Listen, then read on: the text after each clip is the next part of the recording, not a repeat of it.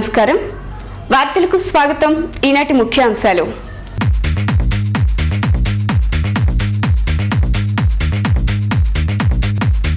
SC ST sub plan నిధులు దారిమళ్లకుండా చట్టం చేస్తామన్న ఉప ముఖ్యమంత్రి రాజనరసింహ విద్య ద్వారానే దళితుల అభివృద్ధి సాధ్యమని వెల్లడి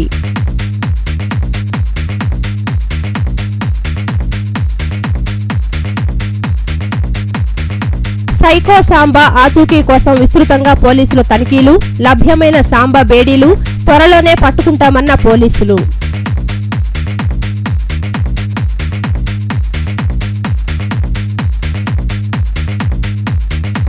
జేఎన్ఎన్యూఆర్ఎం తప్పులపై విచారణ చేపట్టిన ఉన్నతాధికారులు ఈ నెల 31న ప్రభుత్వానికి నివేదిక సమర్పించనున్న కమిటీ సభ్యులు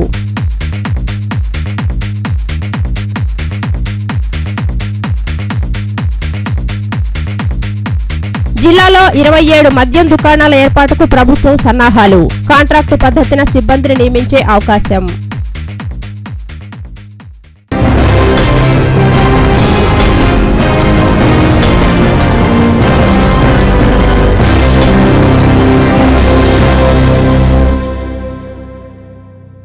సైకో సాంబశివరావు కోసం పోలీసులు విస్తృతంగా గాలింపు చర్యలు చేపట్టారు. కొండపల్లి అడవుల్లో సైకో సాంబను పోలీసులు చుట్టుముట్టారనే వదంతులు వ్యాపించాయి.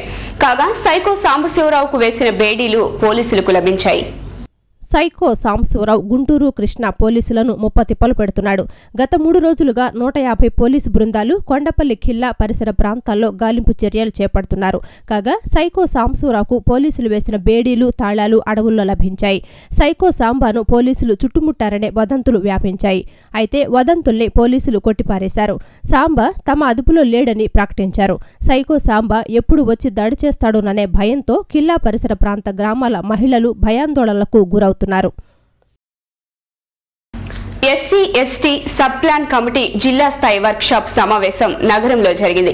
ఉప ముఖ్యమంత్రి దామోదర రాజనరసింహ ఈ సమావేశంలో పాల్గొని ఎస్సీ ఎస్టీల సమస్యలను తెలుసుకున్నారు. ఎస్సీ ఎస్టీ సబ్ ప్లాన్ నిధులు దారి మళ్లకుండా శాసనసభలో చట్టాన్ని రూపొందించి దళితుల ఆత్మ గౌరవాన్ని నిలబెడతామని ఈ సందర్భంగా దామోదర రాజనరసింహ హామీ ఇచ్చారు. మొగల్రాజ్పురంలోని సిద్ధార్థ ఆడిటోరియంలో ఎస్సీ ఎస్టీ సబ్ ప్లాన్ పై వర్క్ షాప్ జరిగింది. ఈ కార్యక్రమానికి ఉప ముఖ్యమంత్రి దామోదర్ రాజనరసింహ విచ్చేశారు. ఎస్సీ ఎస్టీలకు సంబంధించిన సంఘాల నుండి వినతి పత్రాలు స్వీకరించారు. ఎస్సీ ఎస్టీలు ఎదుర్కొంటున్న సమస్యలను తెలుసుకున్నారు. అనంతరం ఉప ముఖ్యమంత్రి దామోదర రాజనరసింహ ప్రసంగించారు. ఎస్సీ ఎస్టీలకు బడ్జెట్లో కేటాయించిన పలు అభివృద్ధి పనులు దారి మళ్లాయని తెలిపారు. దీనివలన ఎస్సీ ఎస్టీలు అభివృద్ధికి నిధుల కొరత ఏర్పడిందన్నారు. దళితులు ఆర్థికంగా సామాజికంగా అభివృద్ధి చెందాలంటే చదువు ముఖ్యమని తెలియజేశారు. నిరక్షరాస్యత కారణంగానే దళితులు అభివృద్ధి చెందటం లేదని ఆవేదన వ్యక్తం చేశారు. ఇకపై ఎస్సీ ఎస్టీల నిధులు దారి మళ్లకుండా శాసనసభలో చట్టాన్ని చేసి దళితుల ఆత్మగౌరవాన్ని నిలబెడతామని హామీ ఇచ్చారు. గిరిజనులకు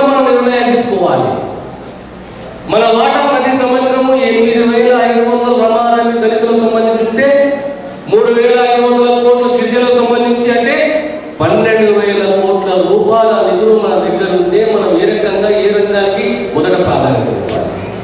దానివల్ల ఈ సమాజము ఈ వ్యవస్థని ప్రశ్నించే దిశగా నువ్వు ముందుకు పోతావు ధైర్యంగా ఆత్మస్థైర్యంతో. ఇలా 65 సంవత్సరాలు కూడా ఇంత తీవ్ర పరిస్థితి ఉంటుందంటే దానికి కేవలం ఒకటే కారణం అనేది అంటే అవిద్య. చిరాస్తులు మన ఎమ్మడి రావు. ప్రతి ఒక్కడు విద్యావంతుడు కావాలి. ప్రతి కుటుంబం కూడా విద్యాధికుడు కావాలి. రాజు ఎవరైనా పరిపాలన ప్రశ్నించే దిశగా. సమావేశంలో మంత్రులు గీతారెడ్డి, పార్థసారథి, కొండ్రు మురళి, శైలజానాథ్, డొక్క మాణిక్య వరప్రసాద్ పాల్గొన్నారు. జేఎన్ఎన్యూఆర్ఎం నిధుల మళ్లింపు వ్యవహారంపై రాష్ట్ర ప్రభుత్వం సీరియస్ అయింది. ఈ పథకం అమలు ఉన్న నగరాల్లో ఈ నిధులను ఆయా ప్రాజెక్టులకు కాకుండా ఇతర అవసరాలకు వాడుతున్నట్లు మున్సిపల్ అధికారులు గుర్తించారు. అవకతవకలపై విచారణ జరిపేందుకు ఉన్నత స్థాయి కమిటీ నియమించారు. ఈ నెల 31వ తేదీలోగా నివేదిక ఇవ్వాలని ఆదేశించింది.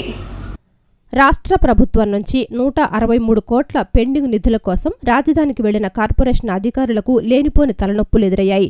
గతంలో పనిచేసిన నగర కమిషనర్లు, ఇంజనీరింగ్ అధికారుల హయాంలో చోటు చేసుకున్న తప్పులకు ప్రస్తుత ఇంజనీరింగ్ అధికారులు మాట పడాల్సి వస్తోంది. ప్రస్తుత అధికారుల తప్పిదాలేవీ లేవని మంత్రి అంగీకరించినా జరిగిన తప్పిదాలను తేల్చాలన్న పట్టుదలతో మంత్రి ఉన్నారు. జరిగిన తప్పిదాలను ఏడాది క్రితం గుర్తించిన అపిట్కో నిధులు మంజూరు చేయటాన్ని నిలిపివేసింది. ఈ క్రమంలో ప్రభుత్వం ఆదేశాల మేరకు బిల్లులకు సంబంధించి కమిటీ 1-2 దృష్టికి తీసుకురావాలన్న ప్రతిపాదన వచ్చింది. కార్పొరేషన్ అధికారులు ఇలా హౌసింగ్, ఎస్టీపీ, యూజీడీలకు సంబంధించి 50 కోట్ల రూపాయల వరకు బిల్లులు పంపారు. ఇప్పటి వరకు క్లీన్ చిట్టుతో కార్పొరేషన్ బయటపడినా ఇక మీదట అలాంటి అవకాశాలు తక్కువగా ఉండే అవకాశం ఉంది. ఖాతాల తర్జుమా వ్యవహారం బయటపడటంతో వాటిని అధికారులు ఎలా సర్దుబాటు చేస్తారన్నది అంతుచిక్కని ప్రశ్నే. అప్పటి కమిషనర్లు గుల్జార్, ప్రద్యుమ్న, రవిబాబులు అడ్డుగోలుగా ఖాతాల డైవర్షన్ చేయటం విమర్శలకు తావిస్తోంది. ఈ వ్యవహారంలో అప్పటి సూపరింటెండెంట్ ఇంజనీర్లు ఎస్ఈ యోహాన్, ఆదిశేషుల పాత్ర కూడా ఉంది. దీంతో వీరంతా ఇప్పుడు ప్రభుత్వం దగ్గర చేతులు కట్టుకు నిలబడాల్సి వస్తోంది. ఇప్పుడు కాసేపు ప్రకటనలో